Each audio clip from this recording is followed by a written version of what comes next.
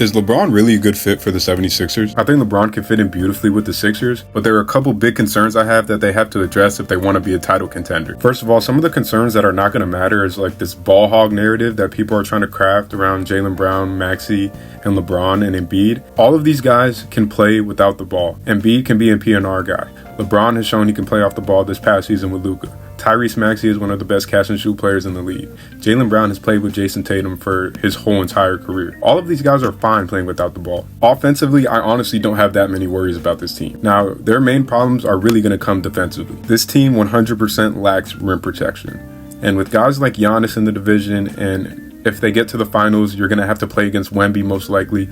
So you have to have a decent big man or a scheme that's capable of controlling these big guys.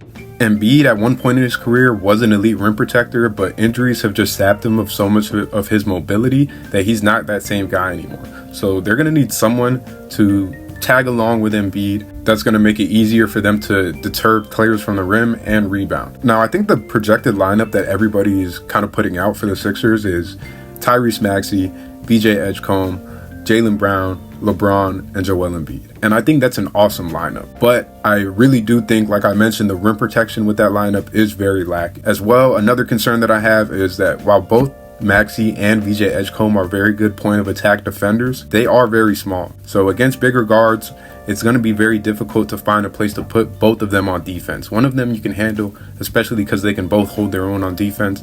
But two small guards is really kind of a recipe for disaster. That being said, I think Dean Wade is going to be a huge contributor to this team, and I honestly think he's going to start a lot of games. He's a perfect guy to put next to LeBron. He can shoot it a little bit. He has size, so he can help Joel Embiid protect the rim and rebound, and he takes the pressure off of LeBron to do more of that dirty work. So I think the starting lineup will be Maxey, Jaylen Brown, LeBron, Dean Wade, and Embiid. And with VJ Edgecombe having license to come off the bench and just go crazy, he'll benefit from it. I see a lot of people saying that VJ's development might be hurt, but that just makes no sense. VJ is going to get to play meaningful basketball early in his career. He's going to get to learn from LeBron. He already is learning from Maxey and learning from all these great players, but the standard is just going to be higher now. So someone like VJ Edgecombe, he's going to rise to the challenge, I think. And I think this will be very good for his development, not detrimental to it. Now, the other concern I have with LeBron's fit on this team is the shooting, of course. Between VJ, Jaylen Brown, and Embiid, you don't really have guys to kick out to too much like LeBron loves to do. Last season, the Sixers shot 34.9% from three, which was good for 23rd in the league. Averaged 12.3 threes made per game, which was good for 22nd in the league. And because of their inability to make outside shots, they were 29th in the league in assists per game at 24.6. So this team is going to have to improve their shooting. They've done some bits of that with drafting guys like Phylon and signing Anthony Simons. He's going to be huge for this team as well.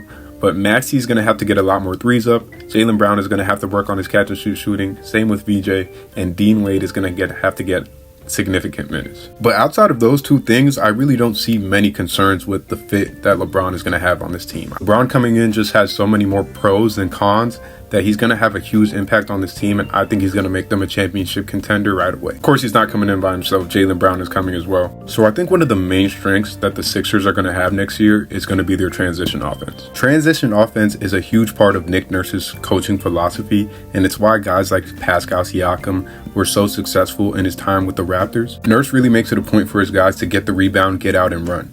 And I think LeBron does that better than anybody in basketball history.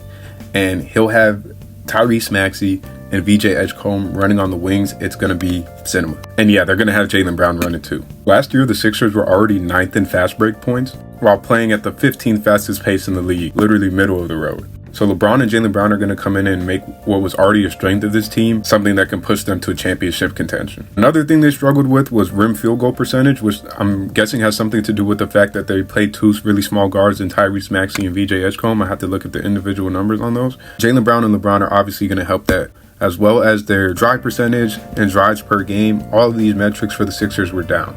So they didn't really have guys that can make the defense collapse and kick it out to shooters, which maybe was the reason why they weren't making so many threes per game. So all of these issues that the Sixers faced last year literally sound like they were made for LeBron James to fit. And even when you're able to stop this team in transition, Joel Embiid was the most efficient player in the post in basketball. when it comes time to the playoffs, that's going to be a huge asset for them to lean on. And you're going to have to keep Embiid healthy. Honestly, I wouldn't play him more than 30 minutes a game in the regular season. We've seen what he can do. This is the best team that he's ever going to be on in his career. Put him in bubble wrap until the playoffs and let him out the box when you need him. Now, other concerns I've seen with the Sixers is their depth, but I honestly think this team is extremely deep and they have multiple players that can contribute. Like I mentioned prior, one of Dean Wade or VJ Edgecombe is going to be coming off the bench and be a huge contributor to this team. Anthony Simons and Phylon are going to have a huge role in shooting the ball because whichever one of them is shooting more efficiently is going to get minutes on the court because this team needs its shooters on the floor. Dalen Terry has potential to give you value as a hustle guy, and I honestly am really high on Dominic Barlow. I think he can be a very good player. He has great length, he has great mobility, and I can see a sneaky little lineup of Barlow, LeBron, Dean Wade, Jaylen Brown, and Tyrese Maxey. Just have 4 guys out there that are 6'8", 6'9", lengthy, and can all get around and play defense. So that team, or that little small ball lineup, I think is something that the Sixers should definitely look into. But I think the biggest hole for this team is that backup big. They do have a Dembona who is very solid, and I think some people are very high on Ariel Hukporty. I honestly haven't seen him play, but I do think that the Sixers can move one of their 35 forwards that they have for a backup big man. If the Sixers can address their shooting issues and some of the defensive concerns that I have, they can work around and Nick Nurse can provide schemes and keep the offense guessing to where this team can compete on defense, then the Sixers absolutely have a chance to win the title. Like I mentioned, elite big men are going to be hard for them to match up against, but luckily for them, most of those guys are in the West. But whatever happens, LeBron going to Philly, I think is something that nobody expected, and it's going to be extremely fun to watch.